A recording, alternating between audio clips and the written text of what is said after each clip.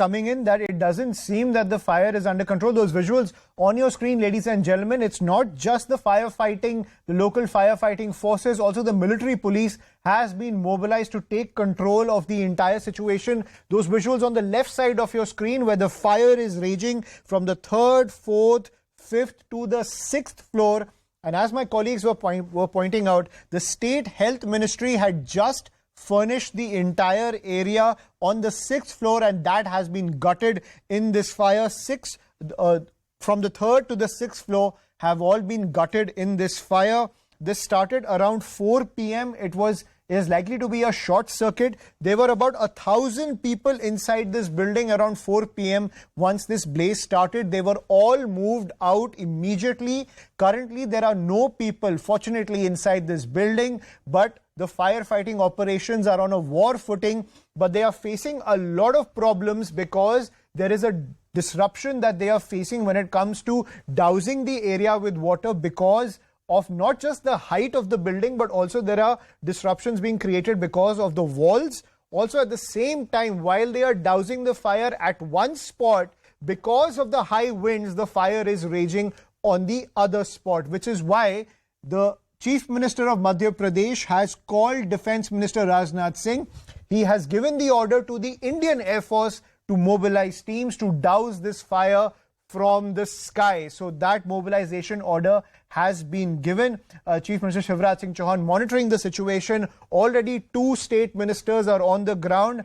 Narottam Mishra as well as Vishwas Sarang. They are on the ground to ensure that there is no hindrance when it comes to the firefighting operations. I'm also joined by Jeetu Patwari, Congress MLA on the broadcast. Sir, ये बहुत बड़ा Blaze Bhopal में अभी emerge हुआ है. Fire fighting operations चल रहे हैं, लेकिन ये आग बुझने में बहुत टाइम लग रहा है. 8 घंटे हो गए हैं और चीफ मिनिस्टर ने अभी डिफेंस मिनिस्टर को फोन किया है ताकि वो एयरफोर्स आके इसे बुझा सके.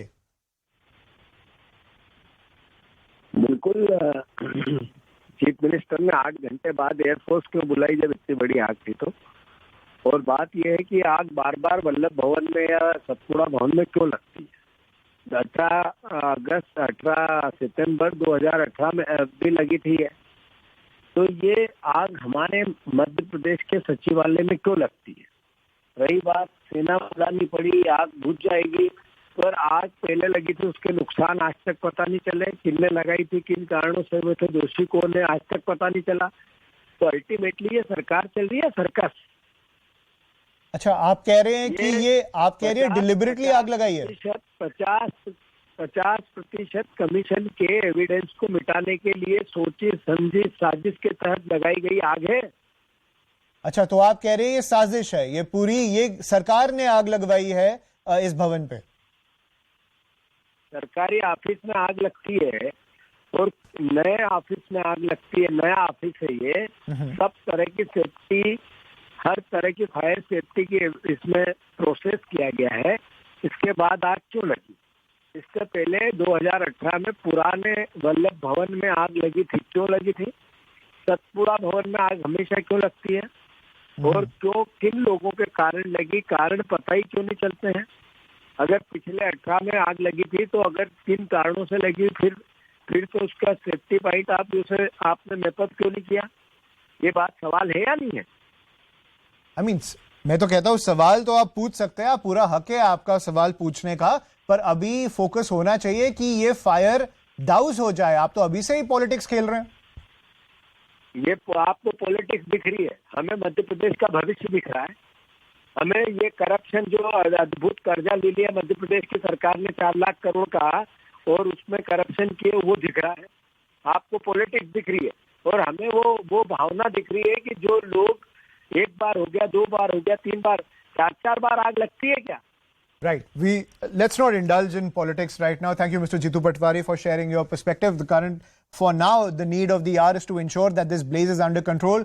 Congress not leaving a stone unturned when it comes to playing politics over this, saying that this was deliberately started by the government in order to hide evidence of corruption. Let's go back to our reporters. Shailendra Chauhan and Jitendra Sharma continue to be with us on the broadcast. Shailendra, अभी ground zero से latest update क्या है? Also, हमें पता लग रहा है कि एयरफोर्स अपनी ये टीम्स कब मोबिलाइज कर रही है, क्या वो मोबिलाइज कर चुके? Okay, we lost Shailendra. Let me go to Jitendra Sharma who continues to be with us on the ground.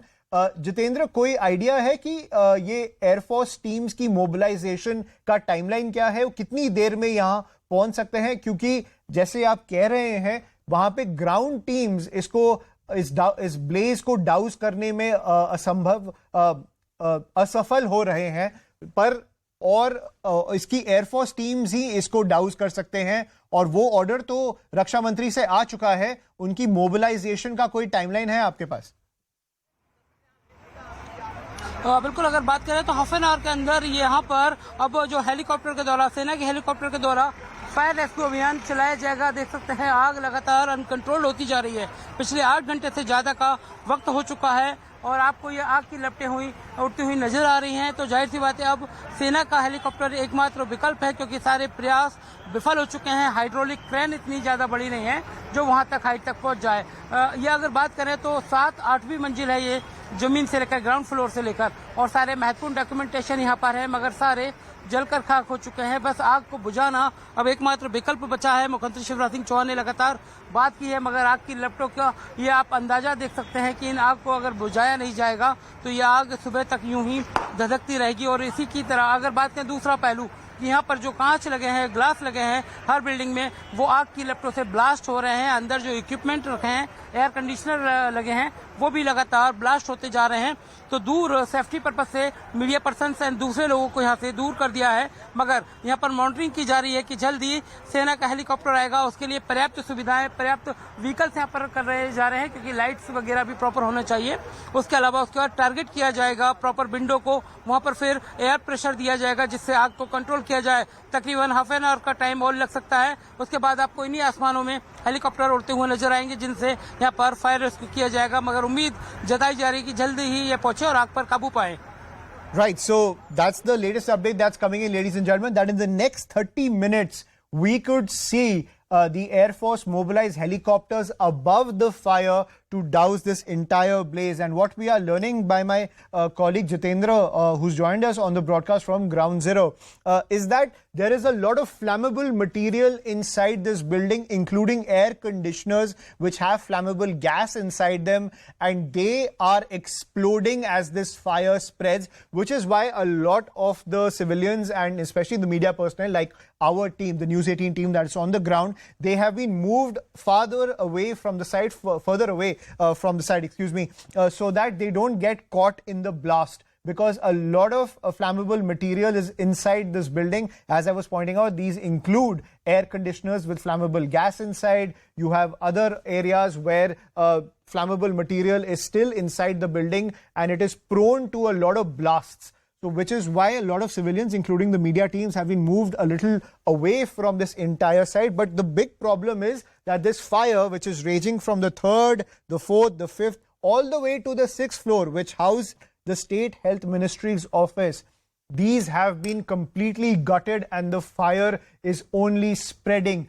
And the firefighting operations are facing a lot of hurdles. Number one, there are a lot of obstructions which are preventing them from pouring water over, this where the fire is raging. There's a lot of obstructions which are preventing a direct hit at the blaze with water so that they can douse the fire.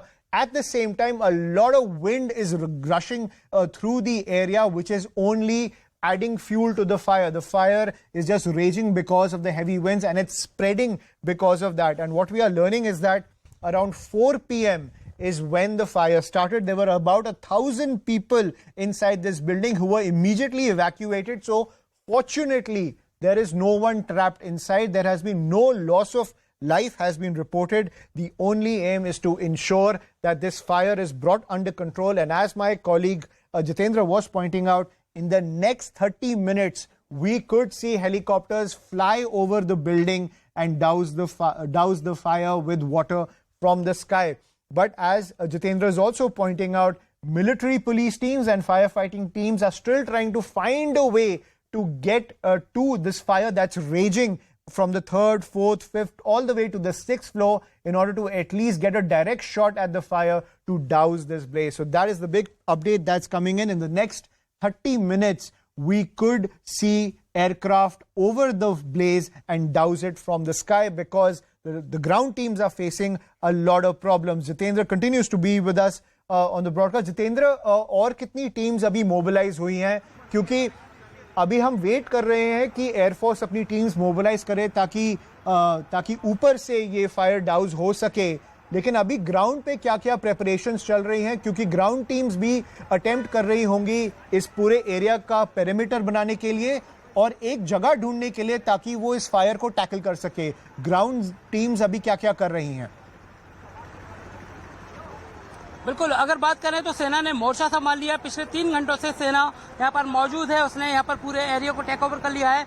Fire fighters भी अब उन्हीं के हिसाब से काम कर रहे हैं, वही डायरेक्शन दे रहे हैं। और अगर बात करें तो आसपास की जो लाइट्स थी वो पावर कट कर दिया गया था, मगर अब इन्हें जला दिया गया, क्योंकि यहाँ पर अब अगर सेना का हेलीकॉप्टर पहुंचता है तो उन्हें किसी तरह की प्रॉब्लम ना हो। यहाँ पर डार्कनेस की वजह से एरिया को जो है टारगेट करने में दिक्कत ना हो, इसलिए यहाँ पर आसपास जो लाइट्स हैं इन्हें अब चालू कर दिया गया है। मौके पर अगर बात करें तो भोपाल पुलिस कमिश्नर और भोपाल कमिश्नर यहाँ पर मौके पर मौजूद हैं। 2 मंत्री जो सरकार के थे वो आकर यहाँ पर विजिट कर चुके हैं, मगर अब यहाँ पर सेना पूरे जो है इस पर कभी यहाँ पर मॉनिटरिंग कर रही है। और कुछ देर बाद जैसे ही यहाँ पर सेना के हेलीकॉप्टर पहुंचेंगे, उनको टारगेट, हालांकि जो रिफिल करके रखी जा रही हैं ये वाटर कैनन है नगर निगम की और अलग फायर फाइटर्स की जो वाटर कैनन है, बड़े पैमाने पर इन वेन्स को कंप्लीट करके रख दिया गया है। और क्योंकि ऊपर से अगर जब हेलीकॉप्टर के जरिए इन आग को बुझाने का प्रयास किया जाएगा तो यहाँ पर एक सोर्स यह भी रहेगा कि अगर आग फिर से भड़कती है तो फिर इसे यहाँ से जमीनी स्तर से भी बुझाने का प्रयास किया जाएगा। मगर आप देख सकते हैं आग की तीव्रता, आग कितनी तेज भयानक हो चुकी है कि फिर जो सबसे ऊपर 7वां फ्लोर है जो टॉवर कहलाता है, वहाँ पर आग की लपटें हैं और नीचे वाले फ्लोर पे भी है जो 4th फ्लोर कहला रहा है। इन सारे फ्लोर्स पे हेल्थ मिनिस्टर और ट्राइबल का ऑफिस है, इन सारी जगह की फाइलें, डॉक्यूमेंटेशन सारे जलकर खाक हो चुके हैं। उन्हें बचाने का कोई विकल्प नहीं है, क्योंकि जो सीढ़ियां हैं, सीढ़ियों तक पूरा ये डार्क धुआं है जो पूरी तरफ से फैल चुका है। अब आसपास के लोगों को यहाँ से खाली करा दिया गया है।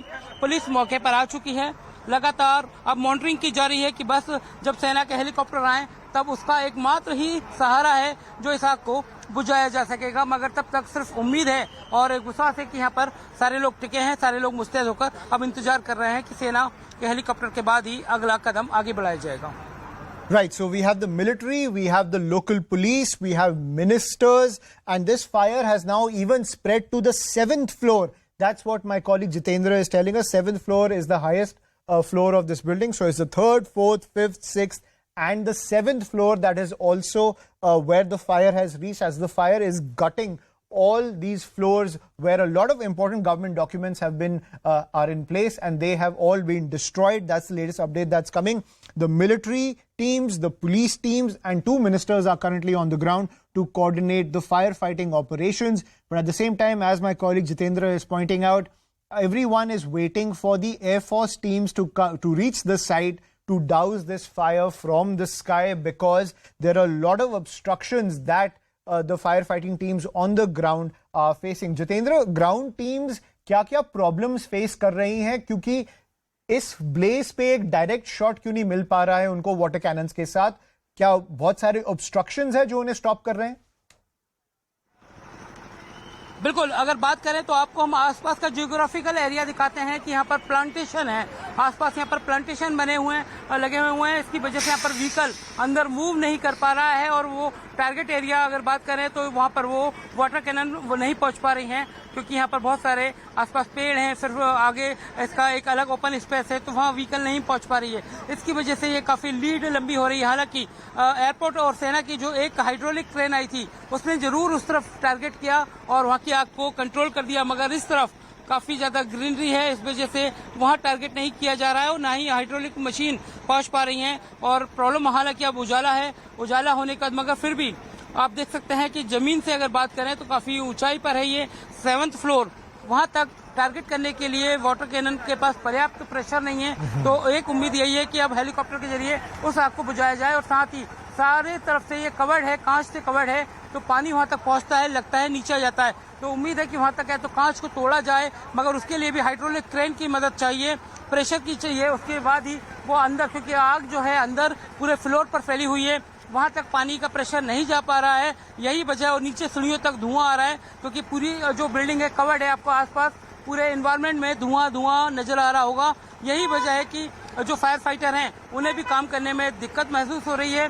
पिछले अगर बात करें तो 8 घंटे से ज्यादा के वक्त हो चुका है। ये लोग भी लगातार मौके पर वर्क कर रहे हैं। न्यूज 18 की टीम भी लगातार मौके पर मुस्तैद है और हर एक संभव प्रयास किए जा रहे हैं। देखिए फिर से टारगेट किया जा रहा है उस जगह पर, आपको लाइट फोकस दिख रही होंगी, उस जगह पर फिर से एक बार वाटर कैनन से वहाँ पर प्रेशर दिया जा रहा है। देखिए आपको हम दिखा रहे हैं कि वाटर कैनन से प्रेशर किया जा रहा है ताकि उस विंडो पर पर्टिकुलर, मगर विंडो से जितना प्रेशर जाता है और पूरा हॉल, पूरा लंबा चौड़ा हॉल है, अलग अलग डिपार्टमेंट है। अगर बात करें तो हेल्थ का है, ट्राइबल का है और अलग अलग डिपार्टमेंटेशन है। लोगों के कैबिन्स हैं, अधिकारी यहाँ बैठते हैं, कमिश्नर हेल्थ यहाँ बैठते हैं तो उनका कैबिन है, बहुत जरूरी डॉक्यूमेंटेशन होते हैं। अगर बात करें तो हेल्थ कमिश्नर का ऑफिस उसी फ्लोर पे है।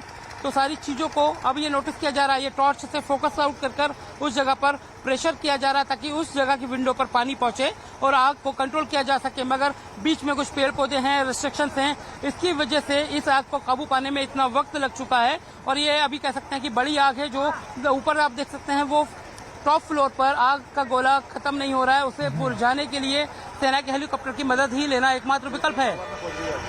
जी, so as my colleague is pointing out, when it comes to the water cannons that have been deployed on the ground, they don't have the range to douse the fire all the way to the 7th floor. There are a lot of plants around the area, which is making it difficult for the firefighting teams to take positions. Also, there's a lot of smoke also emanating from this building, which is making firefighting operations very difficult. All eyes are on the Air Force teams that can douse this fire from the top. Remember, this blaze has erupted from the 3rd floor and has gone all the way to the 4th, 5th, 6th, and now on the 7th floor. We'll continue to